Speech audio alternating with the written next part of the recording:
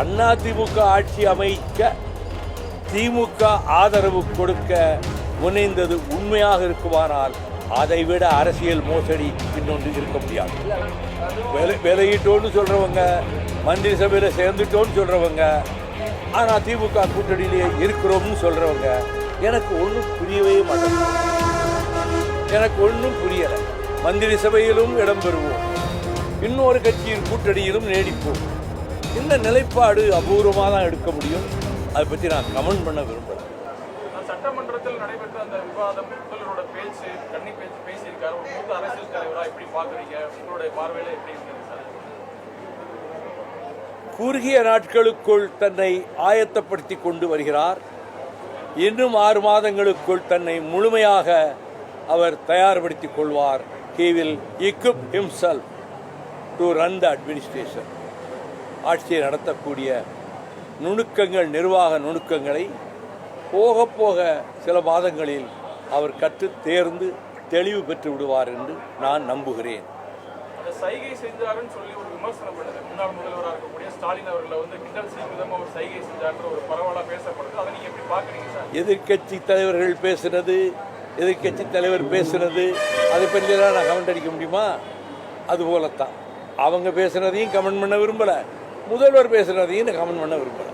இல்லை சார், நீங்கள் ஒரு மூத்த அரசியல்வாதினால இப்படி பண்ணுறது சரியா இருக்குமா நீங்கள் சொல்லலாம். இது பற்றி எந்த கமெண்ட்டும் சொல்ல நான் விரும்பவில்லை. ராசா நேற்று நீட் போராட்டத்தில் அந்த கூட்டணி கட்சியினர் அமைச்சரவையில் சேர்ந்தவங்களை பற்றி கடுமையாக விமர்சித்து பேசியிருக்காரு. அது அப்படிதான் பேசணுமா சார்? தொடர்ச்சியாக அப்படிதான் ஒவ்வொருத்தருக்கும் ஒரு பாணி இருக்கு தம்பி, ஒவ்வொருத்தருக்கும் ஒரு பாணி இருக்கு. இது ராசாவின் பாணி, அவ்வளவுதான். பிரதான கூட்டணி கட்சியெல்லாம் வெளியே வந்துட்டாங்க. நாங்கள் திமுக கூட்டணியிலிருந்து வெளியே வந்துட்டோம் அப்படின்னு ஓப்பனாக சொல்லிட்டாங்க.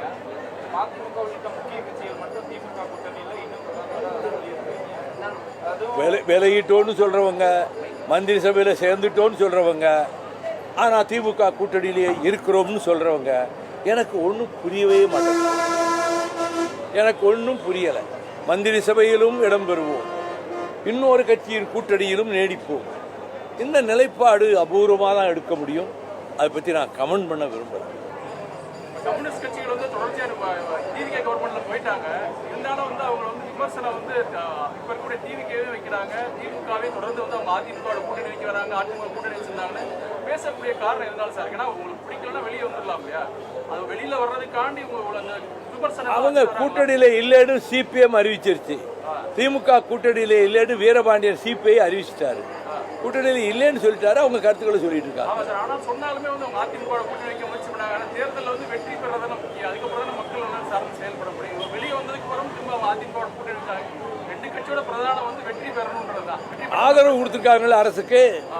2 கம்யூனிஸ்டுகளும் இந்த அரசுக்கு, தாவேக அரசுக்கு ஆதரவு கொடுத்துருக்காங்கல்ல, அது வெளிப்படையத்தான் கொடுத்துருக்காங்க. அரசியல் எதிரிக்கு எதிரி நண்பர்களாம் சார் இருக்குது. அதிமுக திமுக அவங்க நிலைப்பாடு எடுத்தது எப்படி தரவுன்னு சொல்ல முடியும் சார்? அதிமுக ஆட்சி அமைக்க திமுக ஆதரவு கொடுக்க முனைந்தது உண்மையாக இருக்குமானால் அதைவிட அரசியல் மோசடி இன்னொன்று இருக்க முடியாது. இருக்குமானால் பிளே ஸ்டோர் மற்றும் ஆப் ஸ்டோரில் இருந்து பாலிமர் செயலியை QR கோடு மூலம் பதிவிறக்கம் செய்யுங்கள். செய்திகளை உடனுக்குடன் பெறுங்கள்.